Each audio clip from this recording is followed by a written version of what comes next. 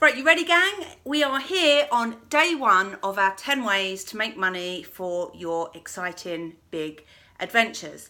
Now, the first step, which makes real kind of common sense really, is you have to get clear on what the adventure is that you want to raise the money for. There is no point in saying, right, let me just see how much money I can raise and then I'll decide on what I want to do with it.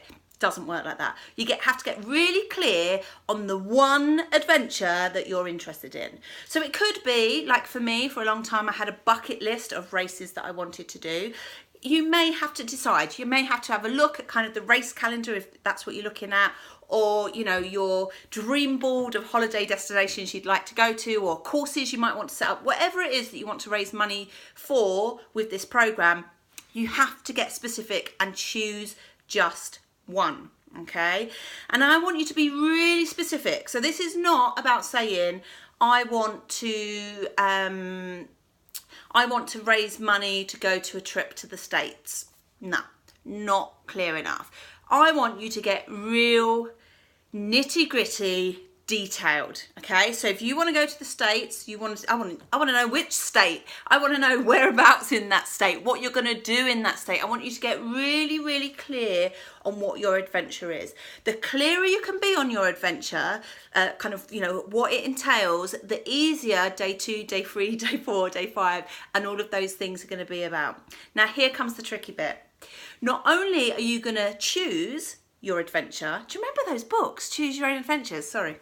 Not only are you going to choose your adventure, but you are also going to tell the rest of the world your desire for this adventure, but you are going to talk about it like it's already happening.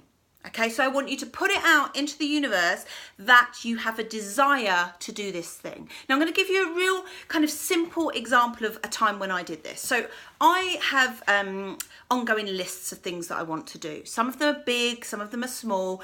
And there was a perfect example of this. I was talking about my list to a group of women, some of my clients. We'd gone for lunch and I was talking about some of the things that were still on my list that I wanted to achieve. And one of them was that I wanted to go, not swimming, I wanted to go fishing. Now the reason behind this is growing up, I had an uncle and an aunt and a few other people that used to go fishing, and they used to take my brothers and all the kind of male relatives in the family. And I was always a bit jealous because I never got to go fishing. So I was just mentioning it this time at dinner, and this woman went, oh my god, she said, you'll have to come and stay with me for the weekend, because apparently her husband is a fishing, I don't know, what do you call them, an expert? I don't know, extraordinaire, a fisher extraordinaire, let's put it that way. And so she's invited me to come stay with her for the weekend for me to go fishing. Now, what's really interesting about that is I could have arranged a fishing trip by myself, but it's far more exciting to put it out there into the universe and let it come to you. And also it won't cost me any money. So that's a really good example of putting out your goals and being really specific. Just choose one and see what happens. Because often when you say, like, another example, I was saying, I live in London, there are so many landmarks that I've never been to, so I haven't been to the top of the Shard. And a friend of mine went, no, neither have I. And so now we have arranged, and in a few weeks' time, we are going for cocktails at the top of the Shard. So sometimes just by announcing your goal, somebody else will jump in board and go, oh yeah, let's do it. And between you, it becomes a little bit easier. So you not only need to choose, but you need to share what your adventure is. Now, you may be thinking, this is a bit tricky because nobody likes to show off. You may be thinking, look, God, if I post that on social media, what are other people going to think about me? These are the things that we're working through. It's called resistance. We are going to have resistance to each and every day of this challenge. You're going to be going, Julie, why are you getting me to do this stuff? Because it works. So I want you to choose your adventure.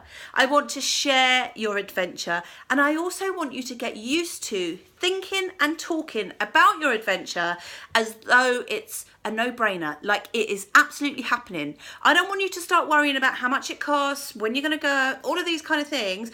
I just want you to say, this is what I'm doing, so you know what but you don't need, you know what and you know why, because you'll know why it's so important to you and why you want to do it, but you don't need to think about the how, because the how will come later. Okay, so we are just thinking about what your adventure is, and you're going to share it with the world on social media. It's no good just sharing it with your loved ones, although that will help as well. But I want you to share it on social media. I'm nosy, I want to know what it is. And on that point, I want you to use some hashtags, okay? Because this is how we're going to have some fun and kind of see what everybody else is kind of dreaming up. So the hashtags that you can use, there are a few. Hashtag I blame Julie, which is my all-time favourite hashtag that my clients like to use. You can also do hashtag 10 ways, because I do a number of 10-way challenges throughout the year.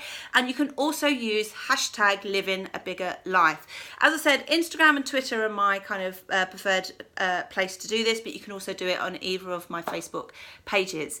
So get dreaming, get choosing, and get sharing, and tune in tomorrow for day 2.